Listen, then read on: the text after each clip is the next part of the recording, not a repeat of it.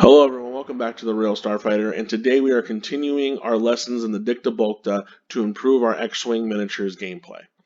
Now we're on rule number 4, and rule number 4 reads, always keep an eye on your opponent, and never let yourself be deceived by a ruse.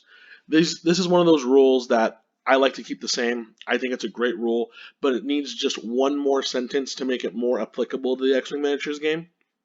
And that rule will now read, always keep your eye on your opponent and never let yourself be deceived by a ruse. Do not get psyched out by complicated combos. So it's a two-part rule.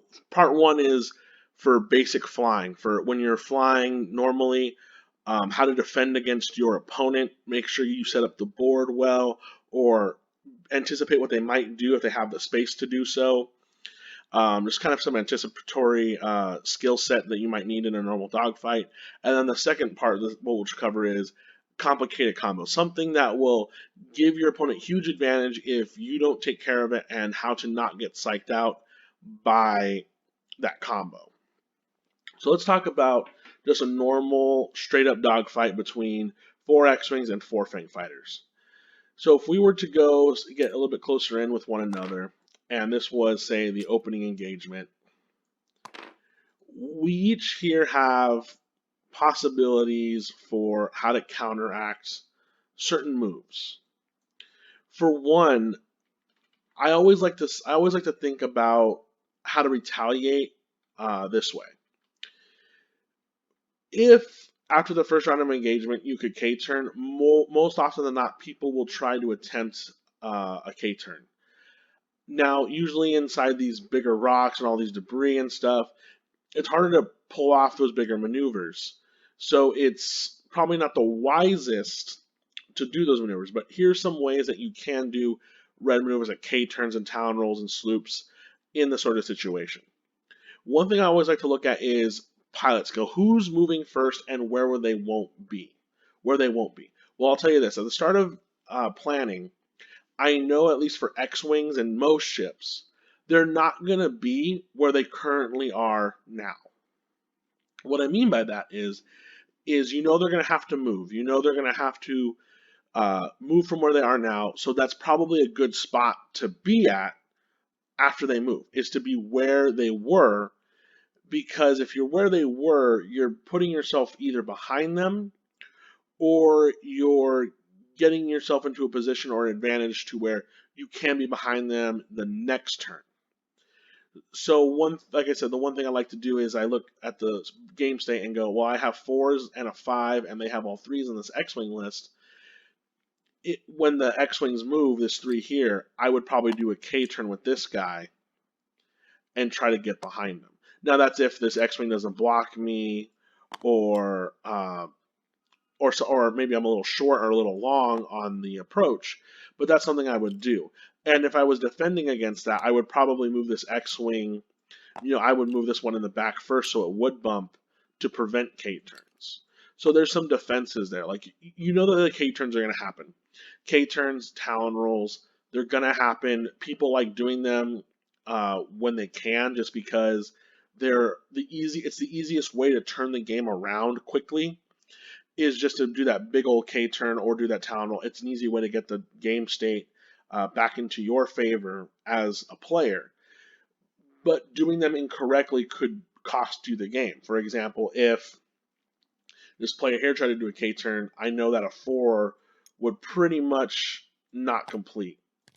If you eyeballed it right, if you had maybe a younger player, a newer player who's still trying to learn how to eyeball the maneuvers correctly, they might try to clock in a K-turn thinking it might clear, but they'll just end up hitting the Fang fighter here, which will just cause a stress and a bump, and you don't want to have that happen, because now you're stressed, you're facing the wrong direction, and if they can clear something, now they're on your 6, and you don't want to have that. So my number one thing to do in these cases is always anticipate what maneuver is the best. What's the best maneuver for you? What's the best maneuver for your opponent? Is a K-turn the best for you, or is still trying to do maybe a 2 and then barrel roll out, or do some boosting, get around some places. Maybe your front row needs to do K turns, but your back row needs to do slower maneuvers and then barrel roll and reposition around. You don't necessarily have to all have your whole formation do the same thing. What can you do would be the smart. What can you do that would be the smartest to gain your advantages still and not be tricked by your opponent? How do you out trick your opponent? Don't let just because you can do a K turn doesn't mean you should. And if your opponent's going to do a K turn, just always anticipate that. Always anticipate what your opponent's going to do. I always, in this situation, I would always assume that if they can clear a K turn, they're going to do a K turn. So how do I prevent it? Or how do I end up on their 6 o'clock the next round? For example, if the blue X-Wing does a K turn and I know that's going to happen, then I would actually do a 2 slow speed maneuver. Here's the reason why. I'll hit this ship, I'll bump into them. But they're not going to get a shot, and I might get some more shots here. That might be naked dice, but I'm not putting myself in a position where I'm going to get shot at by multiple X-Wings, or I'm going to bump and be at a disadvantage. If anything, this X-Wing is going to have to do something to relieve that stress, and then if they try to block me, they're not getting back into the fight because they're attempting to block me.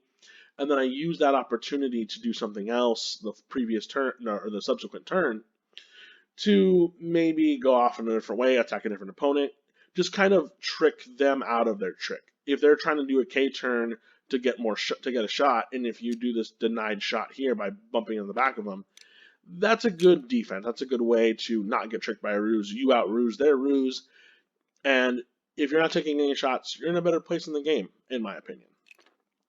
So now let's talk about complicated combos. And let's talk about a combo that we are going to see a lot lately ever since the thread tracers came out. Usually now you are seeing tons and tons of thread tracers in the meta currently with X-Wing miniatures. And a popular place for them to be on is on this guy, Jake. Just because he's so easy to get a focus, has all the action economy in the world. The Inquisitor ties, the tie V1s are a very popular place for these. Thread tracers as well.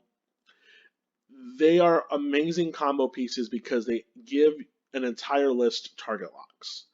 Now, the normal game plan, I would say, for anyone who's going up against thread tracers is always take out the thread tracers first. Especially if it's a thread tracer and swarm list like this list is. You do not want to end up being the prey to this big old swarm. Now, will the combo go off? Yes. And this is the part I want to talk about the most. The combo will go off. If someone built a list to have this crazy combo go off, then it's going to go off because they're going to make it happen. Now, that is how you use their tunnel vision for wanting to use that combo. This is how you use it to your advantage. You know that this A-Wing is going to have to be in a position to shoot at one of your ships to make sure the X-Wings can get their target lock. Now, this might be something that you kind of don't want to do all the time, but it might be a good way to eliminate the combo piece immediately. Again, if you eliminate the combo piece from the board, you're going to have a much easier time dealing with the list as a whole, because that combo piece isn't there for your opponent to use all the time. So if the A-Wing were to come in here and set up for the shot, and they got very aggressive, and they used all the action combo, they barrel rolled, they boosted, they have their focus, they're ready to go. If they're facing your entire list, I said this in one of the previous videos, focus fire is very powerful. So get this entire list to shoot at Jake. Now, one of two things can happen. Now, either Jake will spend his focus to preserve his life, therefore he cannot shoot the thread tracers, or they will actually sacrifice the ship because if you look here at the level 4s here, we have initiative 4s. They're the same as Jake. If one of the initiative 4s kills Jake, Jake will still get to shoot. However, if Jake decides to forgo defense and just go and choose violence and save this focus token to take one of these ships off the board, then that's fine as well, because at least they get their combo off once. The goal to beat a combo is minimize how many times the combo can be used. It's always why whenever I see a ship with Zam Wesel on it now, I usually go for that one first, because that combo is very brutal. You want to make sure you eliminate those combos. This is also something I want to talk about with list building is don't make your combos go across multiple ships. If you have your combos go across multiple ships, as soon as one of those ships goes down, you lose that combo. And again, your ships are your resources in this game. As soon as you lose a ship, you lose resources. So I usually like to keep combos within a single ship. For example, on Jake, I have Predator, I have Marksmanship on Jake. And the reason why I have those two is because this is a simple 3-point combo. Predator is when you're inside the bullseye arc, you can reroll one of your dice. Now, with the ability that Jake has to get these focus tokens very easily, I think it's a perfect card for him to have because he can just reroll. A blank result lands on an eyeball or maybe a hit and pushes it through. But with Marksmanship, it also pluses on the bullseye arc as well, that if the enemy's on your bullseye arc, you can then change a hit to a crit. Again, you're utilizing the bullseye arc mechanic. You're making sure you get the hits, and then you're making sure you turn one of those hits into a crit to make sure you're doing maximum damage. It's also another reason why you see Predator is almost a staple with Soontir Fel because of that, because of the bullseye arc. Again, you want to plus off of that, get them in the bullseye arc, get your focus token, be able to reroll with Predator. You get 3 hits. It's all about combos in this game makes you stronger, but they're not the way to win. If you have your combos spread about multiple ships, they're probably more powerful, but as soon as one of those ships goes down, your combo is broken. You do not want to be in a position where you're in a list that cannot survive without the combo. So the way I make sure that my lists are safe from that possibility is I like to put all my combos on one ship, so that way they're independent of one another and they could be independent ships, and they work really well together. But if one of the ships goes down, then I just lose a combo. I don't lose the whole combo as a whole. But anyway, that's all I want to talk about today with not being deceived by ruse, not overthinking complicated combos, and kind of talk about combos being more independently attached to ships as opposed to throughout your whole list. Because again, if you lose a ship in your list for an entire list combo, then you're losing that resource and you have a really hard time coming back after you lose a ship. So again, that's all I want to talk about today. Please like this video, share it with your friend if it helps you out. This place crawls, and remember to always check your 6.